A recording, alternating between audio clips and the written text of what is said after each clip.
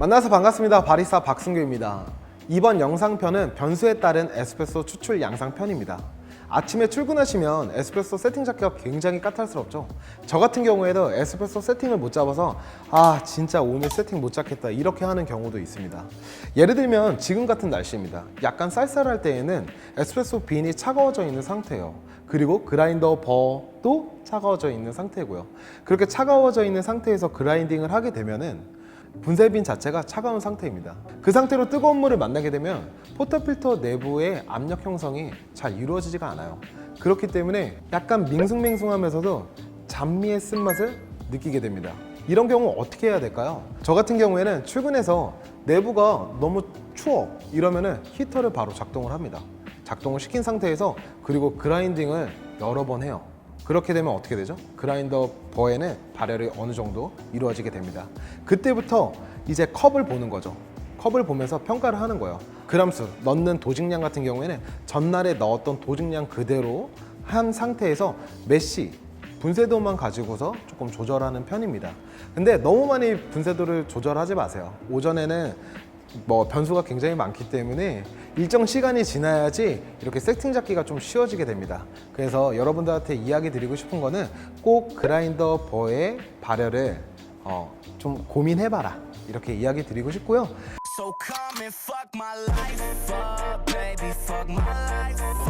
자, 이제 본론으로 들어가 보도록 하겠습니다. 저는 총 6가지 변수를 통해 에스프레소 추출 양상을 테스트했습니다. 수율 측정은 다음 시간에 업로드하고 이번 영상은 눈에 보이는 추출 양상을 통해 대처할 수 있는 것들을 아주 간략하게 설명드리도록 하겠습니다. 첫 번째는 유속에 따른, 두 번째는 높은 온도에 따른, 세 번째는 바스켓에 따른, 네 번째는 레벨링 높이에 따른, 다섯 번째는 포터필터 스파웃 유무에 따른, 여섯 번째는 사전 주입식 물량에 따른 변수입니다. 기본 에스프레소 세팅은 도직량 22g, 목표 에스프레소 추출량은 약 42g, 사전 주입식 오바 도달 20초, 총 추출 시간은 53초입니다. 첫 번째 변수, 빠른 유속에 따른 추출 양상의 결과는 처참했습니다. 도직량 22g, 에스프레소 추출량 42g까지 추출 시간은 총 1분 26초가 걸렸습니다. 본 결과로 알 수 있는 것은 유속이 빠른 머신은 메쉬가 커져야 한다는 것입니다. 분쇄가 커지면 커질수록 커피의 많은 성분들을 녹인다는 것은 어려워지게 됩니다. 그러므로 추출의 스펙트럼을 유리하게 가지고 갈 수 없다는 것을 알 수 있었습니다. 그래서 저는 항상 이야기 드립니다. 유속이 빠른 머신을 구매하지 마세요. 두 번째 변수는 높은 온도입니다.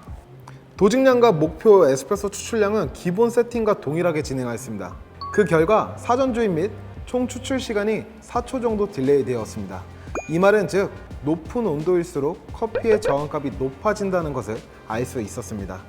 테이스팅 시 풍미와 질감이 저하되었고 쓴맛이 지배적이고 드라이했습니다. 그만큼 온도는 커피에 미치는 영향이 크다는 것입니다. 그러므로 저는 열수가 많은 머신도 구매하지 마세요 라고 이야기 드립니다. 왜냐하면 머신의 온도를 낮춰서 추출의 안정성을 높일 수 있지만 스티밍 자체가 약해지기 때문에 저는 구매하는 것을 권해드리진 않습니다. 세 번째는 바스켓에 따른 변수입니다. 테스트 바스켓은 페사도 제품입니다. 슬레이어 바스켓과 비교하자면 높이도 높고 타공 개수가 많다는 것을 영상을 통해 여러분들은 아실 수 있습니다.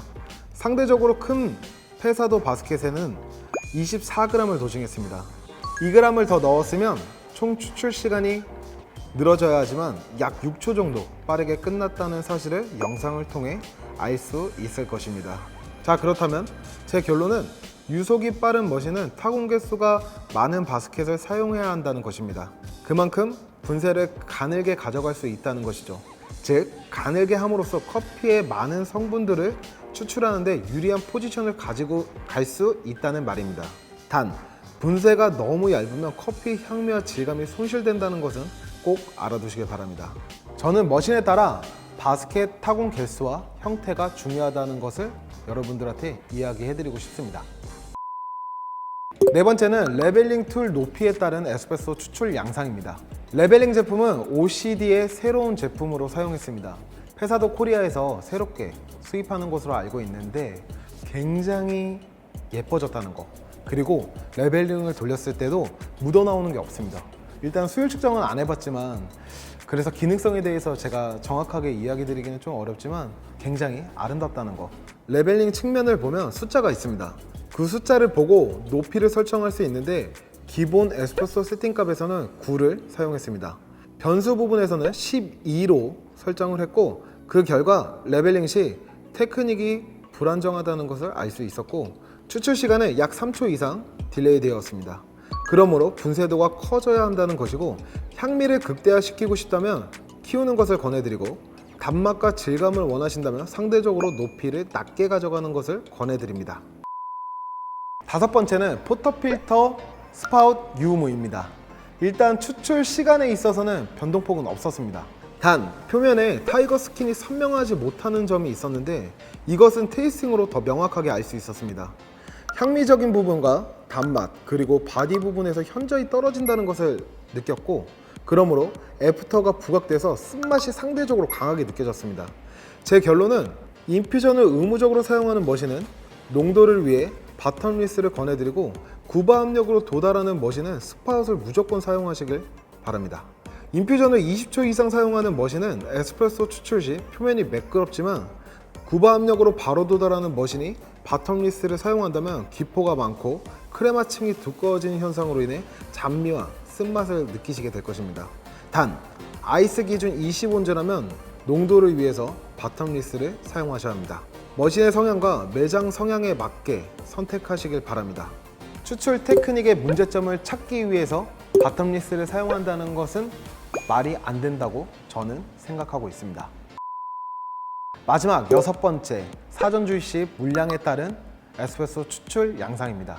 사전주의 기본 세팅은 30초에 43g에서 45g입니다. 변수값은 30초에 60g에서 65g입니다. 결과는 사전주의 시 약 3초에서 4초 정도 빠르게 상승한다는 것을 알 수 있었습니다. 오바까지 빠르게 도달했지만 이후 제대로 된 물길 형성이 어려워 추출 목표까지 시간이 딜레이 되는 것을 알 수 있었습니다. 이 말은 즉 기본 세팅보다 분쇄를 키워야 한다는 말이고, 사전주의 시 유량값이 많은 것은 원활한 물길 형성이 어렵다는 것입니다. 반대로 물량이 너무 적으면 물길 형성이 너무 발생해 이후 빠른 유속을 주었을 때 추출이 빠르게 이루어질 수 있습니다. 결국 물의 양이 너무 적거나 너무 많으면 성분을 제대로 추출을 못했기 때문에 언더샷이라고 칭할 수 있습니다. 그러므로 사전주입 시 물의 양은 아주 중요합니다. 사전주입을 의무적으로 사용하는 머신이 아닌데 옵션으로 있다면 원두 디게싱이 문제되었을 때만 사용하는 것을 권해드립니다. 자, 이렇게 6가지 변수를 통해서 에스프레소 추출 양상을 알아보았습니다. 이 영상을 통해서 여러분들이 그 변수를 통제함으로써 더 좋은 커피를 만들 수 있었으면 좋겠습니다. 저는 이번 영상을 끝으로 한 달 정도 휴식기를 가져갈 예정입니다. 저희 본업에 있어서 좀 더 집중할 예정이고요. 그리고 저희가 아주 특별한 MD 상품을 만들고 있습니다. 그래서 아직 공개는 할 수는 없지만 여러분들한테 좀 도움이 될 수 있는 MD 상품이기 때문에 아주 많이 기대해 주시길 바랍니다. 그리고 저의 행보는 간간히 커뮤니티를 통해서 업로드 하도록 하겠습니다. 아름다운 하루 보내시고요. 다음 영상에서 뵙겠습니다. 네, 이번 영상 여기서 종료하도록 하겠습니다. 감사합니다.